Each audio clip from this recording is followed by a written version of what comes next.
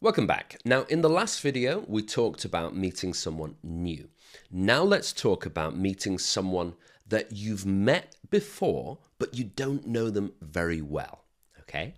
And this time, the activity is a little different. So you can see here, we've got, hey Donna, how have you and your job is to complete the missing letters to finish that word, okay? So 10 altogether.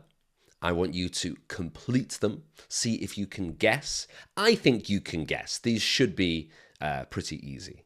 Like number 2, I think is very easy. But do your best, see if you can complete all 10. Have a try now. All right, very good. So let's take a look through. So it's, hey Donna, how have you been? So this is, again, someone that you know, but not very well. So you can't be very, very, very, very friendly with them. You still have to be a little bit formal. Hi there, nice to run into you again. And this one, maybe we're in that situation where you recognize someone's face, but you can't remember their name. So here we've not said like, hi, John. We said, hi there. And that's a good way to disguise, to hide it if you can't remember someone's name. Hi there. Nice to run into you again. Hello, it's been a while. How are things? It's been a while. That means long time no see, basically.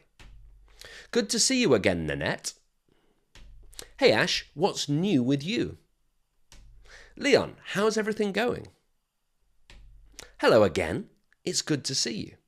And you notice that all of these ones are not too informal. They're not very, very formal. We're not saying, it's a pleasure to meet you for the first time, because we know that we already know them. And some of them have names and some of them don't. So if you have forgotten someone's name, you can use number 2. You can use, number 7. Morning, Izzy. What have you been up to? Hey, Pat, how's your day going so far? This is a good example of like someone that maybe you work with, but not close, not on the same team. You might be this team, and they're another team. And you know their name, but you don't know really anything about them. So you're being polite, you're asking a question that starts the conversation, but it's a safe question. So, how's your day going so far? You don't need to know anything about Pat. So, even if you've only met Pat once, this is a safe question to ask. Abishola, lovely to bump into you. Okay?